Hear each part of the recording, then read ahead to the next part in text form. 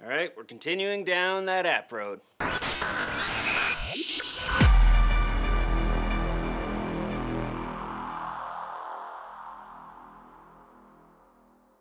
Welcome back to the channel, everybody. Hope that your workouts are going really well. And if you haven't subscribed yet, definitely do that down below. I would really appreciate it. This week, as I said, we're continuing down that app road, and it is How to Beastly app. So this one, if you don't know, How to Beast, the channel, right, it's mainly like a men's confidence type of channel. So he does a lot of stuff on how to talk to women and stuff like that, and he sprinkles in a bunch of fitness stuff there as well. His background is, well, he started out as a software engineer from what I could read, and then he went out of that and decided to go into fitness and become a personal trainer. Nothing wrong with that, by the way, nothing wrong with that at all, right? I think that's great that he wanted to find his passion, as long as he actually studied up on how all this stuff properly works and is conveying the right information and training properly for his clients, right? And by the way, guys, there's a bunch of people that I follow that absolutely recommend you do too, who have a similar sort of thing where they started out in a different background and then went into fitness. John Meadows, who I highly recommend, is one of those people. All right, before he was really popular in the fitness industry and was an IVB pro and all that stuff, right, he worked as a banker, I think, or something like that, right? So nothing wrong with his background or anything like that. Just wanted to mention what his background is briefly, but getting into the app. Now, in the app, guys, you start out with a little bit of a customizable sort of profile, and you answer your weight, your age, what level you are, experience level in terms of lifting, and what you're looking to accomplish, and then it spits out a recommended program for you. But you can access all the programs that are offered into it, and it's quite a few actually that he does offer. So you don't have to follow the exact one that it recommends. You can try out any of them. It is a little bit limited because you're following along and you can't look ahead. In fact, the furthest you can look ahead is 1 day. So you can't see a week's worth of the workout ahead or even a month. You can only see 1 day ahead of you on what you're going to be doing. So it's a little bit limited. I personally didn't really like that all that much. It made my job as when I was trying to review this kind of hard. And then it also, it makes it a bit harder for you to prep for what you're going to be doing later on in that week. He should not have it locked, all the workouts. You should be able to look at what you're going to be doing ahead, even a few weeks ahead, so you can fully prepare and write everything down. Now, before I go into the programming of the workouts, let me go in what's included. So for the workouts, he includes a little video for each one discussing what the program is, what it's supposed to accomplish, what you should be trying to do, just how the program is going to be run. I think that's great that he includes all this. It's nicely detailed. Having said that, I think there's honestly some things that he could have explained a little bit more in this start here type of video for the program. So for example, when he's talking about rest time, right, and one of the things he includes in your workout is a rest time, a timer actually, so you can keep track exactly how long the rest period is, and he has a preset to his particular time that he recommends, and then you know when to start your next set. I think that's actually really nice of him to have. It's not absolutely vital that you stick to it when it comes to how long you rest between your exercises. There's a lot of debate between it. Some research says this, some research says that. It's mainly when you feel ready to go. Some exercises, like isolation exercises, you can rest a little bit you can rest a little bit lower. When it comes to compound movements, you got to rest a bit higher. And he explains this, by the way. But having said that, when he explains the rest timer that's in it, one thing he talks about is having to wait to replenish your ATP stores. And this is true, okay? You do utilize your ATP stores when you do a set of a particular exercise, and then you got to rest to let that replenish so you have energy to do your next set. That's mainly true, okay? But he needs to go into that a little bit more, okay? He needs to explain what ATP is and why it's important to understand that, okay? Because the fact is, a lot of people, if not most of the people who are utilizing this app and watching his channel and stuff, aren't necessarily going to know what ATP is or what it even stands for. Okay, so again, ATP is adenosine triphosphate. It's the main energy source in your cells, what your cells utilize, okay? So he needs to explain that a little bit more. right? Nothing wrong with saying that your body utilizes ATP when you exercise. Okay, you just need to provide a little bit more. And the other thing is, and I'm going to discuss this in a little bit, there's some other things that he needs to go into detail more that, and honestly should be included in the app itself, but it's not. But continuing on what's included with the exercise or with the workouts, okay, so again, he explains a little bit of starter, how it all works. He includes a timer for your rest periods, includes how many sets and reps, of course. He provides a little video demonstration on the exercise, on a technique, and it's actually very well done. It's quite detailed instruction video on how to do the exact exercise. There's a few here or there that I think the technique wasn't quite right. For example, when he demonstrated hip thrust, his technique wasn't quite right. You should reference Brett Contreras when it comes to technique with the hip thrust. He's the main guy behind the hip thrust. Okay, so he needs to work on it. David, he needs to work on this a little bit more. But that's not to say for every single exercise. Most of the exercises were fine in terms of the technique. Even his squat was mostly fine. His bench press was mostly fine. All that stuff is just a few here or there. He does provide a little bit of an explanation on also how he designed the program, that he has 3 phases. That's pretty much what he explained for most of these programs. The other things he include, of course, are a warm-up. He includes actually a nice little dynamic warm-up for each of the workout that particular day.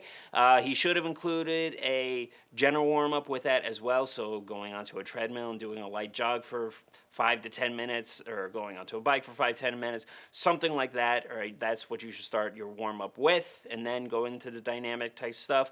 The dynamic warm-up itself, the exercises used in this were fine. I think it should warm up you just fine.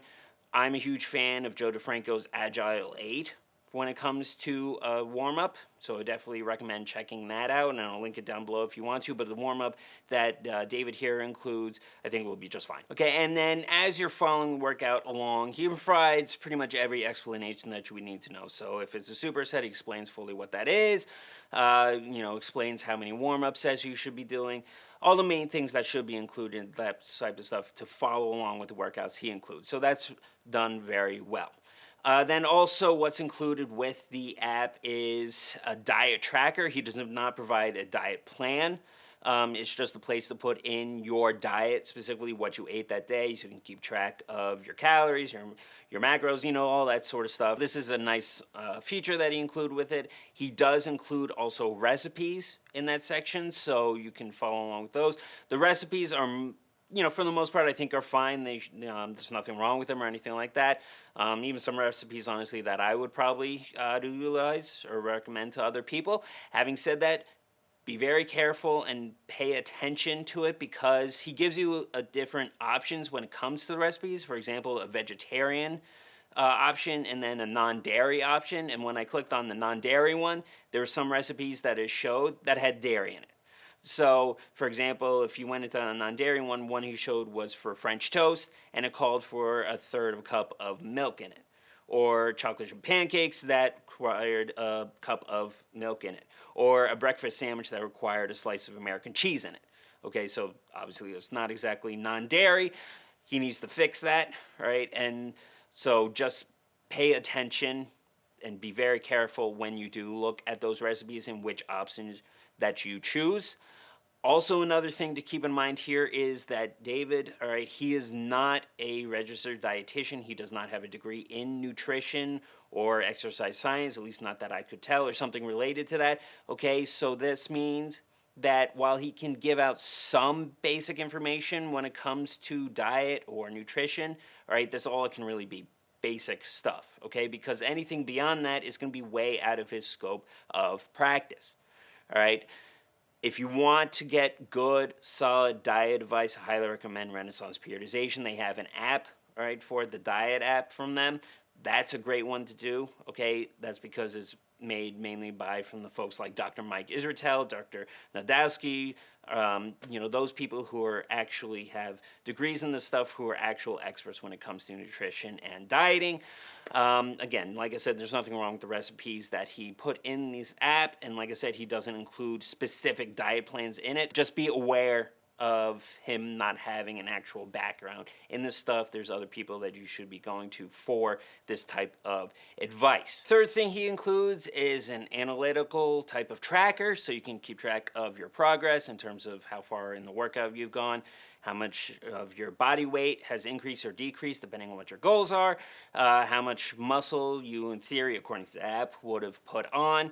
It also keeps track of every weight that you've been using, so it automatically tells you what weight to use next in another workout or your next workout. So that's a nice feature that he does there. So, and it does follow progressive overload principles as well, and he talks about this a little bit. Again, he needs to go into that a little bit more detail, but he does briefly mention it, and that's what he's basing the app on, so that's fine. So it's a nice little feature. And then there's also a link to a community Facebook page, so you can all connect and ask each other questions, probably connect with David himself directly and ask him questions. You know, I certainly hope that's the case. I did not honestly join it.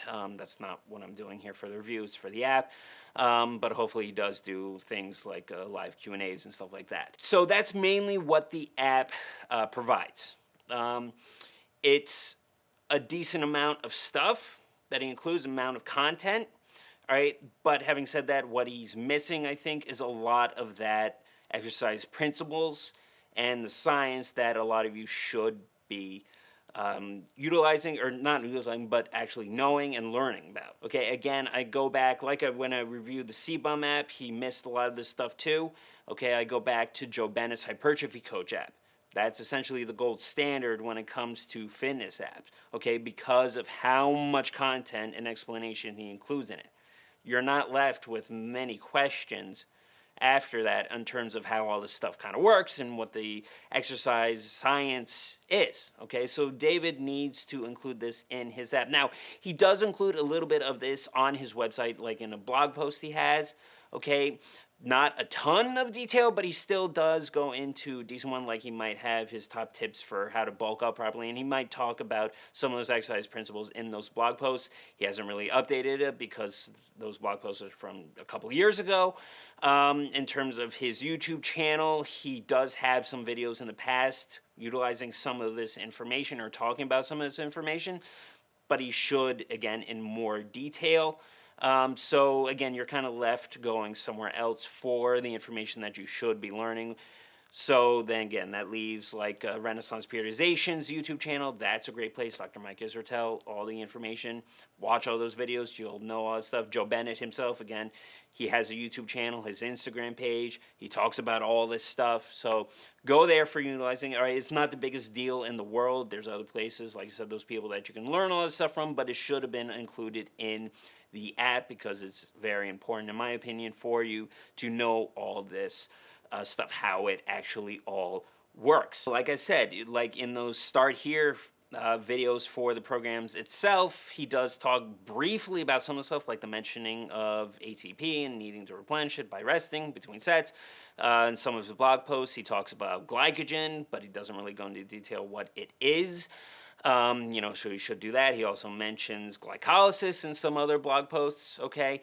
Again, needs to go into that. Glycolysis is, you know, one of the main energy systems in your body that your body uses during exercise. It can be broken down into fast and slow glycolysis, and then the other major energy systems is the phosphagen system and the oxidative system, and then which one your body mainly uses. Your body utilizes all of it during exercise, but one of them becomes the primary energy driver during a particular exercise, and it depends on the intensity and duration of that exercise. So for example, the phosphagen system is utilized during brief, intense spurts, like a 100-meter sprint or a set of bench press or something like that, while all the way up to oxidative system that's used for more endurance type stuff like a marathon, right? And each energy system has a byproduct in it once it's utilized. So like fast glycolysis, the byproduct of that is lactate. Right, and just real briefly, lactate is often mistaken with lactic acid. All right, lactic acid is not an actual real term. It's confused with lactate. which again is just a byproduct of fast glycolysis. All right, a lot of people mistake lactic acid in thinking that your body produces it and that it's what's accumulating in your muscles when you get that uncomfortable, intense, kind of painful feeling during a set of an exercise. Right, it's not. It's an accumulation of hydrogen ions. All right. And then also, like an oxidative system, byproduct of that is oxygen, hence the term aerobic exercise, all right? So he needs to explain, again, more detail on this stuff. Do I think he understands and knows this stuff? Yeah, I think he probably does. Based on some of the stuff that I read on what he did talk about, he just needs to actually talk about it and go into some explanations for it. Now into, finally the programs themselves. They're programmed for the most part fine. There's a few things that I had feedback or didn't agree with. One of those things was exercise order in some of those workouts. For example, he has dumbbell lateral raises at the very end of an exercise after skull crushers. So like it's a full body or a push day. Why he put it at the very end, I'm not entirely sure. Side dumbbell lateral raises, or lateral raises in general, are more fatiguing than skull crushers. At least in my opinion they are. So in general, you want the more fatiguing exercise to be done before the less fatiguing ones. There was another full body day, for example, that had lunges at the very end, again behind skull crushers. Again, why he did it that way, not entirely sure. Lunges are very fatiguing if done properly, and certainly way more fatiguing than skull crushers. So you want to get those done a little bit earlier on. There's also some instances where the overall volume for a particular exercise could have been a little bit more. When he explains in the Start Here video, he has a little explanation on the 3 phases, and how the first phase has overall higher volume. Well, there's some exercises, honestly, that could have been a little bit more volume, like some rows, for example, that only has 12 reps for each. Should have been more like around 15, maybe even a little bit more, depending on what that exercise is. And then there's also some exercises that could have utilized a little bit less volumes. For example, he had 12 reps, 4 sets or 3 sets of 4 sets of 12 reps on the back squat on some of those workouts in the first phase. That's a very high amount of volume for a squat. I'm not a huge fan of that. Some cases, yes, it can be done and could be useful. In a lot of cases, though, not so much. The main reason is because by the time you get up to that 12th rep, your technique goes out the window pretty much, especially if it's a pretty heavy weight. It's not going to be that heavy if you're trying to do 12 reps, but even still by that point, you're pretty exhausted and your technique is going to be pretty broken down, which makes the exercise a little bit more dangerous. So in that case, maybe limiting more like 8 reps, because in a lot of these cases, you need to be building strength up, or that's what his goal is for a lot of these workouts. So if you're trying to do that, the squat's a great way to do that for overall lower body strength, but not so much at the 12 rep range. Back it up to around 8 at most. Overall, guys, it's okay. It's mostly fine, just some stuff you got to pay attention to. So, that's mainly my thought when it comes to this app. It's certainly better than Chris Bumstead's app by quite a lot, but I would still recommend Joe Bennett's Hypertrophy Coach app. That is the main one that you should be utilizing right now if you're going to be using an app, just because of how much explanation and content he provides for it. And the programs in that one, I think, are programmed better overall. Not to say that these in the Beastly app are done poorly or anything like that, just not quite as well as they should be, especially for what you're paying for. So, it's a pretty decent app for what it includes. There's a lot of stuff in it that, I think is great, especially that tracker and some of the explanations on how to do your exact workout. The videos for demonstrating each exercise are done well. Overall, it's a pretty good app, just missing quite a bit of things like the explanations or how to make exercise substitutions. That's another one. So that is, again, my main thoughts when it comes to review. It's decent, but needs some improvements in some areas.